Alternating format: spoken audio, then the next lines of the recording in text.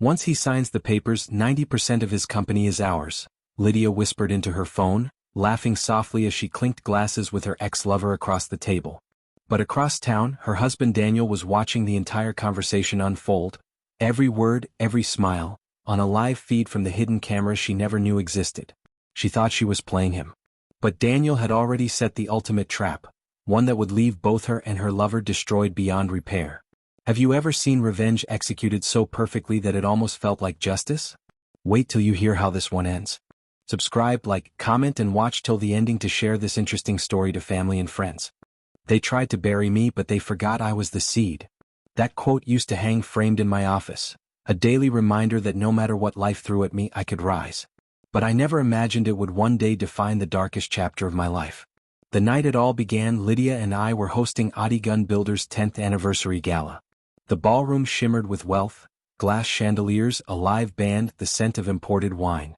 I stood at the center of it all, smiling for photos beside my wife, the woman who had been with me since the days I sold cement in the scorching Lagos sun. She looked stunning, radiant, confident, composed. The kind of woman people respected before they even knew her name. When she took the microphone for her speech, the crowd went silent. My husband Daniel, she began, smiling at me, is the reason this company stands tall. His strength, vision, and faith have built not just a business, but a legacy. Applause filled the room. Cameras flashed. Lydia's hand brushed mine as she returned to her seat, her smile soft and reassuring. And for a fleeting second I believed it all. Until her phone, hidden under the table, lit up with a message. Just one glimpse, enough to shatter everything I thought I knew. Tund, he'll sign soon, baby. We're almost there. My heart skipped. My mind went blank. I turned back to the crowd, smiling mechanically as the applause faded. Lydia looked at me, pretending nothing had happened, while my brain screamed 1,000 questions. That night, as we drove home, she hummed softly beside me, scrolling through her phone as if the world was perfect. You look tense tonight, she said casually. Is something wrong? I forced a smile. Just thinking about the next expansion deal. She nodded, reaching for my hand. You always overthink, Daniel. Relax, everything's fine. But it wasn't. When we got home, she kissed my cheek and went upstairs. I sat alone in the dark, the words echoing in my mind. He'll sign soon, baby. That was the night something inside me shifted. I didn't confront her. I didn't scream. I just watched, waited, and promised myself that before this was over, Lydia and whoever Tund was, would both regret ever thinking I'd be easy to bury. The next morning, Lydia was already dressed before I woke up. Red blouse, gold earrings, hair pulled tight like she had somewhere important to be. I have a lunch meeting with a potential investor, she said, leaning in to kiss my forehead. Don't wait up. I nodded, pretending to believe her. My chest felt hollow. The woman I once trusted with my life had lied straight to my face, and smiled while doing it. When she left, I sat on the bed for a long time, staring at the door. The silence in the room was deafening. That's when I decided I wouldn't confront her yet. Not until I knew everything. At the office, I called in my oldest friend, Barrister Nduka, a man who had handled my company's legal affairs for years, loyal, discreet, and too sharp to miss details. He studied my face. Daniel, you look like you haven't slept. What's going on? I slid my phone across the desk, showing him the screenshot I'd taken of Lydia's text. He frowned. Tund? Who's that? I don't know yet, I said quietly, but I will. Nduka's tone dropped. Do you want me to look into it?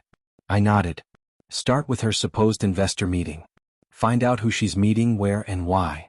He didn't ask questions, just nodded and left. Later that day, I got a message from him. Tund Alawu, businessman. Runs a new firm called Tund Investments Limited, recently registered, 6 months old. Your wife's name appears in one of their partnership filings. The words hit like a punch to the chest. When Lydia returned that evening, she was glowing. The meeting went great, she said, slipping off her heels. This investor's team is offering a massive deal, could change everything. Oh, I asked, keeping my tone calm. What kind of deal? She smiled, her eyes glimmering. Equity trade. They want a majority share for expansion. You'll love it when I show you the documents. Majority share. My hand tightened around the glass I was holding, but I smiled. That's impressive, Lydia. You've always had an eye for opportunity. She kissed my cheek and went upstairs to shower, humming softly. I stood there, the fake smile frozen on my face, heart burning with betrayal. That night I didn't sleep. I sat in my office at home watching the company's financial dashboard on my laptop, and made a decision. If they were going to play games with my empire, then I'd play too. But my game would be smarter, quieter, deadlier. I picked up my phone and texted Induka. Give me everything on Tund Investments. Every document. Every email. Every lie. The next few days felt like living in a movie I couldn't escape. Lydia still kissed me goodbye every morning, still texted me, "I love you" before meetings, still laughed at my jokes at dinner, but behind every smile I now saw lies. The more normal she acted, the more dangerous she became. I started small. I asked Chica, my IT manager, to upgrade the company's data security system. What I really meant was, install silent trackers on Lydia's company email and her work tablet. Chica didn't ask questions. She had seen my expression, calm, unreadable but cold. Within 2 days the first report came in. Lydia's email was full of strange attachments, encrypted PDF files, draft agreements, and constant correspondence with someone saved simply as T. One particular email froze me. From Lydia Adigan to T. Subject: draft ready for signature. Once he signs, we'll move the 90% equity immediately. After that, we can disappear for a while until the noise dies down. Asterisk. My chest tightened. 90%. I stared at the screen for a long time, the cursor blinking like a pulse. I'd built Adigun builders from the ground up, sleeping in unfinished buildings, eating noodles for days when I couldn't afford proper meals. Every beam, every contract, every client, all of it was my sweat. And she wanted to hand it to another man. When Induka came into my office that afternoon, I showed him the email silently. He read it twice, his face darkening. "You can't confront her yet," he said. "They'll cover their tracks." "I don't intend to confront," I replied. "I intend to trap them." He leaned forward. "How?" "By making them think they're winning." That night I came home early. Lydia was on the couch, reading something on her phone, and quickly locked it when she saw me. "You're back early," she said, smiling too brightly. "Missed you," I replied. "We should plan a getaway soon. Just the two of us." Her eyes widened for a split second, fear or surprise I couldn't tell. Then she smiled again. "That sounds lovely." I kissed her forehead and whispered, "You deserve it, Lydia. You've worked hard." She had no idea the words carried a different meaning. By midnight, when she slept, I sat in the dark beside her, staring at her peaceful face. "You want 90%? I thought. "Fine. I'll give it to you, just not the way you expect." That was the night I started crafting my revenge. I told Chica to prepare a routine audit, and asked Peter to draft a revision of our shareholder agreement. Nothing that would raise eyebrows, just paperwork that would let us test how far Lydia and Tund were willing to push. Behind the facade of compliance, I built layers of control that only I and a handful of trusted people knew existed. I called my accountant, Moses, into my office and watched him study the new trust documents I'd quietly signed months ago. "You moved the majority into a private trust?" he said, voice low. "That's aggressive, risky." I let him say it. Let him feel the tension I once felt on the site when a steel beam groaned and you didn't know if it'd hold. "Not aggressive," I answered. "Necessary." My fingers tapped the desk like a metronome. The trust was real, registered under a shell company that only I had power to access. To anyone else it looked like a subsidiary, to me it was the vault. If Lydia thought she could take 90%, let her take the paper. The substance was elsewhere. I designed the fake signing bundle carefully. It had a convincing letterhead, forged signatures with the pigment ink Peter insisted on, and a clause that appeared to transfer majority stakes to Tund Investments upon Daniel's incapacitation. That clause was the bait. The legal footnotes were real enough to fool a greedy pair. The micro-encoded ink ensured any attempt to alter or re-register would be traced back to its origin. At home, I let Lydia see the documents. She smiled when I handed them over as if they were candy.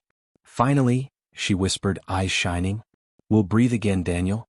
We'll be free." I watched her fingers tremble, watched how she read the line about temporary managing rights and interpreted it as ownership. She kissed me like a woman rediscovering a lost life. When night came, I didn't sleep. I went through old photographs in my study, childhood pictures with my father, scenes of a younger me covered in dust and pride. A flashback hit me hard. My father's whisper the night he warned me about partners who smiled while they took what wasn't theirs. He'd said, "Son, fight with your head, not your fist." I closed my eyes and heard his voice as if time folded back. My plan was in motion. They believed they were close. They didn't know the accounts had been ghosted, the shares encumbered, and the signature trail encrypted to lead straight to Tund. They had no idea they'd just signed their own confession. Tomorrow was the first board session under Lydia's temporary authority. I had arranged everything: cameras, legal witnesses, and the one final document that would make them step into the light. The boardroom smelled of lemon polish and success. Lydia walked in with the exact posture of a woman who'd been rehearsing triumph for weeks. Her smile was steady, the kind trained in mirror-lit rooms. She had rehearsed this victory so often she already knew how it would feel on her tongue. My chest felt tight, but my face was perfectly composed. I sat at the head of the table and watched her perform. She presented the investment like a seasoned diplomat. Charts, flowcharts, a glossy slide with a foreign flag and a firm-sounding name. The directors leaned forward, impressed. I let them because their awe fed the narrative Lydia wanted them to believe. She handed me the final bundle and, in front of everyone, asked me to sign an acknowledgement that I supported the transfer of temporary management rights while I took my sabbatical. Hands moved, pens clicked. The cameras I'd requested for marketing sat in corners, innocuous and steady. I signed the acknowledgement with my usual flourish, letting the ink dry, then passed the papers back with a smile that felt like a blade. Lydia's eyes glittered the way they used to when she believed we were equal partners. Now it was the glint of a hunter who'd just bagged a prize. After the meeting, as applause faded and people congratulated her, I watched her pull Tund aside. They whispered, their heads close like conspirators. She thought the circle was closed. I'd given them the illusion of victory. She didn't know the trust held the legal title, not the paper she'd just clutched. She didn't know the microinks betrayals had already flagged every attempt to move assets. She didn't know the accounts they thought they'd opened were ghost accounts, traps my team had seeded to trace them straight to the source. That night, she left a voice note for Tund that I later listened to twice. Her voice trembled with triumph and fear. "We did it," she said. "Tonight we celebrate. Then we leave." I felt something cold settle in my gut, not triumph, not even relief. It was anticipation, like waiting for the final stitch to pull a seam apart. When I was a boy, my father used to tell me stories about the river near his village, how it would look calm on the surface, while under the water the current was a different thing entirely, moving with strength nobody saw. He'd say, "Learn the current, son. Move with it." I thought of that river then. My outward calm was the surface, my plans were the current below. I left the boardroom carrying the weight of what I'd done and the knowledge of what was to come. They had walked into the net. My only prayer was that the net would hold when I pulled the ropes. I spent the next 48 hours like a man performing maintenance on his own heart, careful, meticulous, aware of every sound. Chica's reports fed my sleeplessness. Login times, IP addresses, metadata trails that mapped Lydia and Tund's movements like constellations. Moses confirmed the offshore transfers were real and that the shells used mirrored the same laundering patterns Tund had on his old files. The same fictitious invoices, the same reuse of intermediary accounts, the same sloppy urgency that always betrayed a man running from debt. We watched them make mistakes. That was key. Greed injects haste. Haste reveals footprints. Lydia and Tund were sprinting too fast. On a rainy Thursday, Tund made a call from an unguarded phone to a courier service. He arranged to pick up the final hard drives of evidence from a supposed audit firm. I had my men at the courier office in 20 minutes. The package they picked up was a decoy, a small black case stuffed with labeled flash drives. The drives gave me access to the ledger entries linking each payment to Tund's offshore account. It was the last piece that turned suspicion into ironclad evidence. That night, I received a message on Lydia's locked folder, a scanned copy of a signature page with mine on it. She'd typed the doc, printed it on company letterhead, and had someone forge my name in a wobbly hand.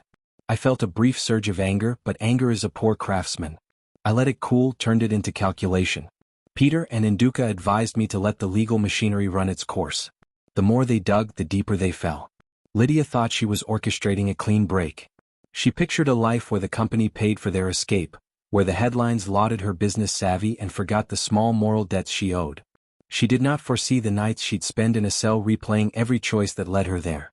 She did not understand the gravity of the promises she'd broken, not to me but to the life we tried to build together. My memory tugged me back to a day at the construction site when I was 19, the day a beam had nearly given under a half-built wall. My crew worked frantically to stabilize it. A man shouted and risked his life to hold a prop as others braced the structure. I remember thinking then that leadership was not applause in a hall but the willingness to stand in risk, to hold the weight when others stepped back. I held that memory like a talisman. I wasn't punishing Lydia out of spite, I was enforcing the principle my father had drilled into me: protect what you build with every means your mind can craft. Tun was careless. That was obvious in his arrogance. He was a man who had once convinced a woman to marry him for promises he could not keep. He lived on the edge of bluffing until reality cornered him. When the evidence began to mount, his messages shifted from braggadocio to panic. He sent Lydia frantic texts. She tried to placate him, but her replies were less sure, sentences clipped off halfway as if someone unseen interrupted her. The more they panicked, the more errors they made. I let the board make the first public move. An internal audit was announced, and the media picked it up like moths to a porch light. Rumors swirled, and 2 days later, the first article appeared: Audi gun builders under investigation over irregular transfers. My stomach dropped as I scrolled through the comments, watching strangers write the fate I'd long feared, that a life's work could be reduced to headlines. But the article was only the beginning of the unraveling. They came for Tun faster than expected. A subordinate at one of his shell entities, frightened by subpoenas, decided to cooperate. He provided bank statements, transaction timestamps, and a voice recording of a conversation between Tun and an offshore handler. It was the sort of carelessness a man in debt makes when he thinks he's still untouchable. That recording had the cadence of his voice, the admissions that linked him to the transfers. The day the police moved, it was a slow, methodical ballet. Officers in suits arrived at dawn. Tun tried to flee but was stopped at the gate. Lydia called me that morning, her voice brittle, pleading. "They have him, Daniel. Please help." Her breath hitched, tears I could almost hear. I didn't answer. That's not cruelty, it was control. I had to ensure that when the evidence came into light, it stayed pure, unmanipulated. The arrests were made. Tun was taken in, cuffed and bitter. The photos of him on the news showed a man who had believed himself above consequence. I didn't feel triumph. I felt a hollow echo where hope once lived. In the days that followed, subpoenas multiplied. The company's reputation bled in slow headlines. Employees whispered in hallways. I spent long hours in my father's old chair, thinking about the price of trust and the cost of protection. I had not wanted this. But betrayal is a disease. If not excised, it spreads. The court hearings were a theater of small humiliations. Witnesses took the stand, documents were read aloud, and lawyers asked questions with the kind of clinical cruelty that leaves no space for self-delusion. Lydia sat beside her counsel, her hands clasped, eyes hollow. She didn't look at me. I think she feared the reflection I would force upon her if she dared. On the third day of testimony, a series of videos we'd captured were admitted as evidence. They showed Lydia and Tun's late-night meetings, their whispered plans, their celebration when a transfer cleared. The clips were short, micro-exposures of private triumph. The court watched in stunned silence. Lydia's face crumpled, not from shame, but from the realization that smoke had turned into fire and that she had fed it. I listened as her defense tried to argue coercion, of a woman led astray by a manipulative man. It was a neat story, and for a moment I felt the old instinct to protect the woman I'd loved. But the truth was not neat. Lydia had agency in every choice she'd made. The exhaustion from years of trying to match our past had made her greedy. Greed had shaped her decisions. It was a human failing, tragic but culpable. When the verdict came, the courtroom smelled like rain after a drought. Guilty. The judge read the sentence with a steadiness that made it feel inevitable. Tun received the harsher penalties. He had orchestrated the offshore structures, the false invoices, the laundering. Lydia received a sentence that would allow for parole in years if she accepted rehabilitation and restitution programs. It felt like both mercy and punishment tailored precisely for someone who had once been dear to me. Outside the court, the press circled like vultures. I gave a short statement. Audi gun builders will cooperate with the authorities to ensure justice. It was the truth. But in my chest something had torn loose. The company could survive. I wondered quietly whether I could. The following months were less dramatic but more corrosive. The company weathered the storm because of the contingency structures we'd put in place, but the wounds were deeper than balance sheets. Some employees left. Others stayed with a bitterness I could feel like static in the air. Clients paused negotiations and certain projects were put on hold as trust rebuilt itself, brick by reluctant brick. I kept the board steady with long hours and transparent audits. I worked to restore faith, to prove that a leader can be both relentless and just. I also found myself attending to the grief that the spectacle had inflicted on our personal life. Lydia's absence became an everyday fact. Her perfume lingered in a shawl I washed 3 times before throwing away. I drove past places we'd once gone together and felt small, a man too familiar with losing. One afternoon, a letter arrived for me, Lydia's handwriting, cramped and earnest. She wrote from a detention facility asking for truth, not pity. She said she had been wrong and that the hunger that had shaped her choices was a wound that no amount of money could fill. She asked only for an acknowledgement that our shared past had been real, that I had loved her once. The letter hit me harder than any headline. I thought of the child we had almost had, a phantom pregnancy that never was, a private sorrow that had hollowed us both in different ways. That absence had widened into a canyon between us. She sought solace in ambition and company, I sought redemption in work. Her letter forced me to face the complicated truth, that love and greed can live in the same heart. I wrote back, not with absolution but with honesty. I told her I forgave what could be forgiven and would not forgive what endangered the innocent. I told her the company would pursue restitution, that she should prepare to make amends generously and consistently. The letter was both a closing and a tool, a test of whether contrition could be genuine or simply another stage of performance. The legal fallout took a while to settle. Tun's assets were seized, his network dismantled by agencies that took pride in pulling shells apart. Lydia's restitution plan was huge. It would take years of labor and oversight to untangle the web she'd helped weave. I insisted on transparent oversight, not just for public accountability but because I needed the moral clarity it offered me. At work, we restructured leadership. New directors were brought in who had not been part of the inner circles. We audited every contractor, tightened compliance, and launched a client outreach campaign that emphasized ethical partnership. The company's reputation slowly mended. By the end of the fiscal year, we were not only solvent but growing again, cautiously and with new humility. Privately, I attended a group therapy session for executives who'd endured betrayal. Sitting in that circle, listening to men and women tell their stories, I felt less alone. The facilitator said something I'd already known in my bones. Surviving a betrayal doesn't mean thriving. Rebuilding is both technical and spiritual. It requires patience, repair, and the willingness to be vulnerable again. One evening as I walked home from the office, I passed a small construction site where young men were laying bricks. The scene stirred a memory of my father's hands, of nights spent planning and mornings spent counting losses. I still loved the work. It was a craft that demanded you measure twice and cut once. It was, in its own way, honest. Months turned into a slow stitch of mornings and board meetings. Lydia's parole hearing came up as scheduled. It was a quiet affair with lawyers and probation officers. She appeared smaller in the hearing room than in my memory. The woman who had once stepped into rooms with confidence now seemed fragile, her posture a study in penance. After the hearing I asked for, and was granted, a meeting. Sitting across from her in a small visitation room, I felt the history between us as a physical presence. She looked at me and without theatrics said, "I am sorry, Daniel. Not for what got us here but for letting hunger shape my choices." I listened. There are things that even the clearest apology cannot fix, and yet there is power in owning one's failures. I told her I had built structures to protect the company, that restitution would be enforced, and that the future she sought would be earned slowly and honestly. She nodded, tears glistening, and for a moment the woman I once knew broke through. We spoke of small things too, the music she used to hum in the kitchen, the way our dog used to chase his tail. It was a gentle, aching conversation, like running a hand over an old scar to see how it had healed. I left feeling neither vindicated nor reconciled but calmer.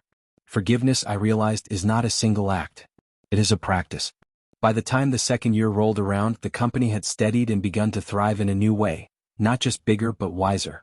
We launched a community fund in my father's name, aimed at supporting young tradespeople with training and small grants. It felt like returning a borrowed life to the place I'd come from. It was also a public signal that success has an obligation. On a quiet Sunday morning, I stood in my father's old tool shed, dust motes dancing in a rectangle of sunlight.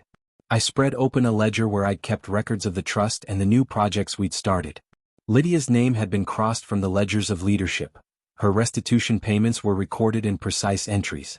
The entries were small and steady, not enough to erase the past but real. I thought of the phrase I'd once framed in my office. They tried to bury me but they forgot I was the seed. The seed had split from soil to root to shoot and had survived drought and storms. But survival had a cost. I had kept the company, but the house we'd built on trust had caved in. Sometimes you protect your legacy and lose the person who shared the first shovel with you. That truth sat with me like a weight and a benediction. As the sun rose higher, I walked outside to the new construction site where apprentices were learning the trade. A young man waved at me, eyes full of the same hunger I'd once had. I nodded and walked over, picking up a trowel to show him the proper way to set mortar. In that small act, I felt something gentle and fierce, a continuation. Justice had come. So had consequence. In the quiet aftermath, I learned that revenge's edge dulls with time. What remains is the architecture you build to hold what matters. I had won in a way, but the victory was tempered by the knowledge that some losses do not return. I set the trowel down with care and stepped back to watch the apprentices work, hopeful that what we taught them would become steadier ground than anything we could lose. Subscribe, like, comment and share for more interesting stories.